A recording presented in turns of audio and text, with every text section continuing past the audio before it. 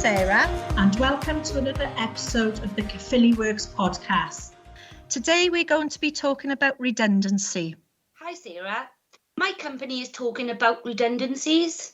I'm not sure if this is going to affect my job and I'm really not sure what to do. Well, firstly, losing your job is a huge adjustment. It's normal to experience a range of emotions such as shock, anger, resentment, and even relief in a short space of time. Make sure that you give yourself some space during this time and express your feelings. Take time to talk to other people about what you're feeling and experiencing. Being made redundant is absolutely nothing to be ashamed of, especially during the pandemic. You are not to blame for the turn of events, and having some social support during this time can help you cope. I would say consult. If you're a member of a trade union, chat to them about your situation. Alternatively, make an appointment with your local Citizens Advice Bureau to talk to someone about your circumstances. They also have some really good resources on their website. Remember, if you are legally classed as an employee and you've worked continuously for your employer for 2 years, you have redundancy rights. I've also heard that it's very difficult to get an appointment at the Citizens Advice Bureau. Have you got any further information on that? I'm not a member of the trade union. Okay. Well, if you just Google your local Citizens Advice Bureau, they will have the contact details. They're doing a mixture of support at the moment. So telephone appointments, Zoom, Teams, as well as some face-to-face appointments. Obviously, at the moment, footfall is restricted with some offices, but, contact your local Citizens Advice office and they'll tell you what arrangements they have locally. Okay, thank you. Is my employer allowed to make me redundant? Well, your employer can only make you redundant if your job is no longer needed. This may be because they have to close part or all of their organisation, or they need to make significant changes to the way the organisation works. You cannot be made redundant for any other reasons, such as your performance or conduct at work. What is a redundancy consultation? By law, your employer must consult all their employees affected by redundancies. This is usually done face-to-face or can take place over the phone. During the coronavirus pandemic, it is more likely that you'll be consulted with remotely, so using the phone or video technology if available.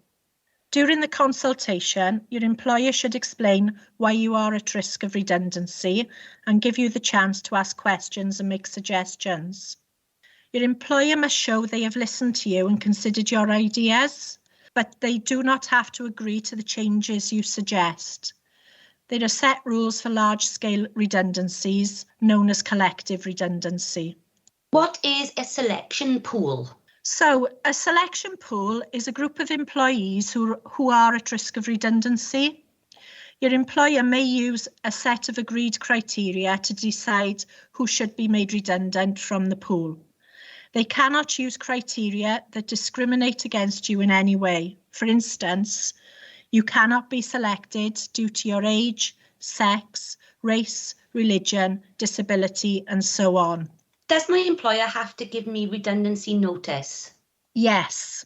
So by law, your employer must tell you in advance that you are being made redundant, and they must keep paying you until you leave your job.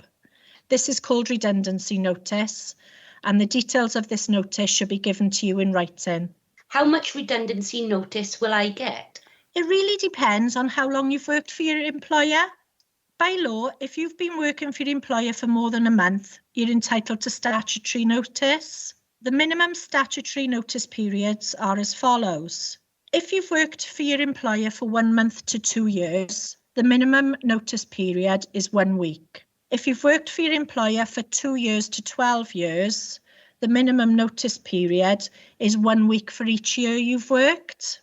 If you've worked for your employer for 12 years or more, the minimum notice period is 12 weeks. Your employer may also give you more than the minimum notice period, but they cannot give you less than this. When does my redundancy notice period officially start? I would check your employment contract, as it might explain when your redundancy notice period starts. It usually starts from the day after you receive the notice, whether you were given the notice in person or received the notice by email or by letter. Will I be paid during my redundancy notice period? You should receive your normal pay during the statutory notice period.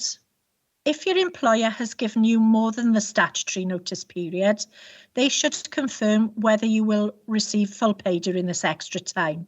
If you were off work for any reason during your notice period, for example, on holidays or on sick leave, you may not be entitled to full pay, so you should check this with your employer.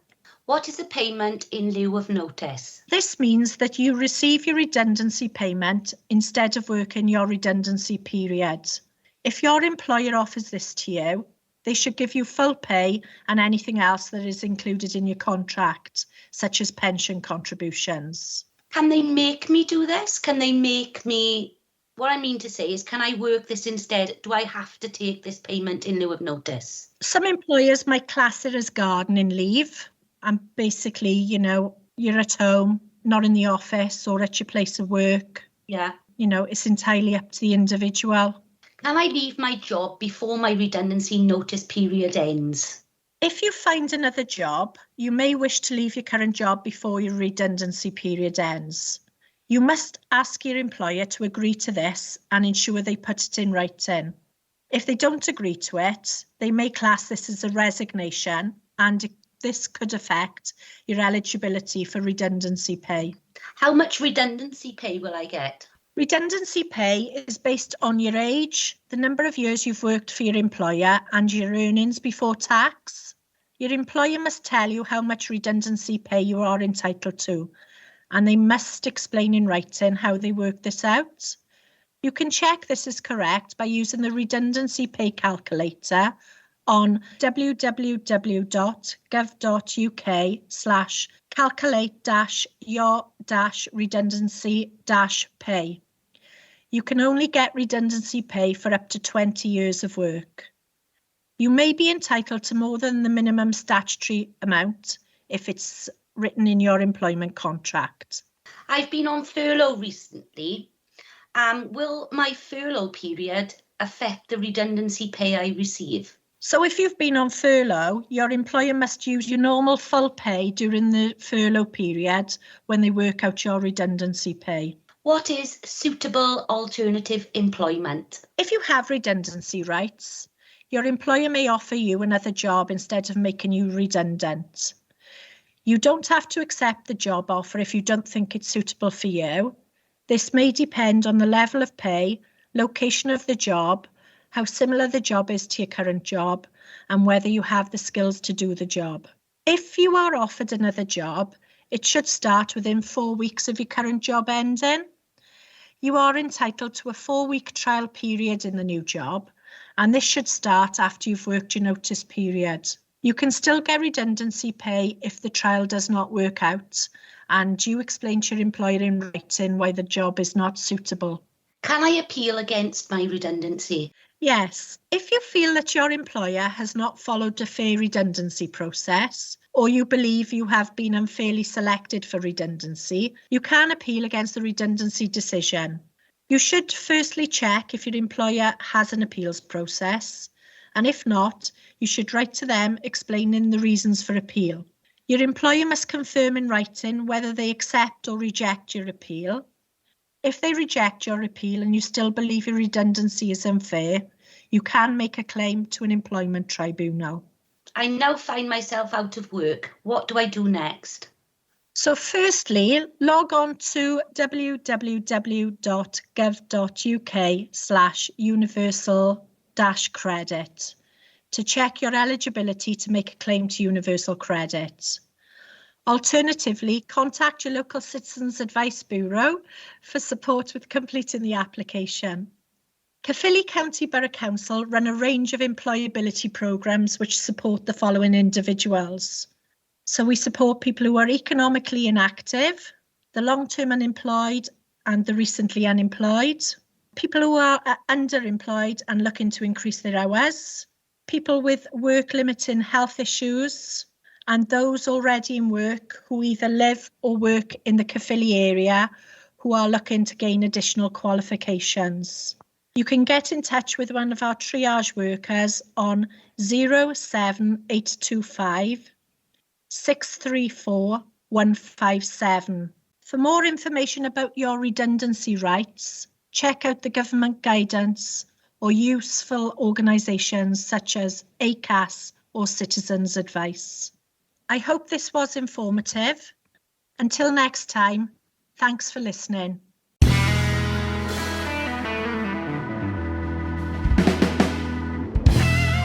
So our updates today from the Job Centre has 4 Kickstart vacancies available throughout Caerphilly. So a Kickstart vacancy is available to anyone aged 16 to 24 and offers experience in a variety of fields and different kind of jobs and career paths. So our first Kickstart vacancy is a nail technician with home of aesthetics and beauty in Blackwood. The working hours are 9:30 till 2:30 Monday to Friday. The second is a catering assistant with Nautilus Management Solutions, also based in Blackwood. And the working hours here are Wednesday to Sunday for 25 hours on a shift basis between 8:30 a.m. and 9:30 p.m. The third is a sales advisor with Superdrug in Caerphilly. And the working hours here are fully flexible Monday to Sunday. And the final one is a hospitality service team member with Green King in Caerphilly. So the working hours here are flexible and can be discussed with the hiring manager. All these jobs are based at the national minimum wage. So from the Communities for Work teams, there's a window cleaner role available with Windows Gleaming Limited. The working hours are guaranteed at 45 hours per week from Monday to Friday. We're also arranging an assessment day down in Newport for anyone who is interested in becoming a HGV driver. If you are interested in this, please get in contact and we can give you more information about how that will all work. And finally, there is a virtual careers fair being held by Work in Wales on Wednesday the 20th from 10 a.m. to 12 p.m. So check out their social media pages on links on how to join that. As always, if you're interested in any of these opportunities, please get in touch and our teams can support you to make an application.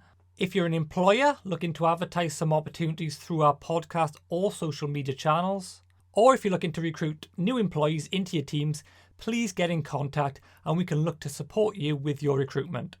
You can contact us either by calling 01443 864 227, emailing communityregen@caerphilly.gov.uk, or by sending us a message through Facebook, Twitter or Instagram.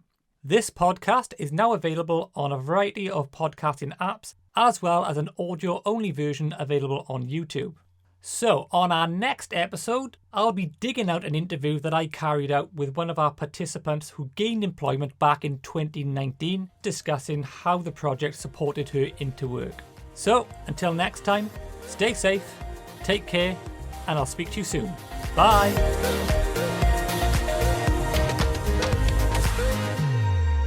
The Caerphilly Works podcast is a collaboration between Communities for Work, Communities for Work Plus, Bridges into Work 2, Inspire to Work, Working Skills for Adults, and NET. The Communities for Work Employment Support Team is funded by the Welsh Government and the European Social Fund, working in partnership with Communities and Job Centre Plus.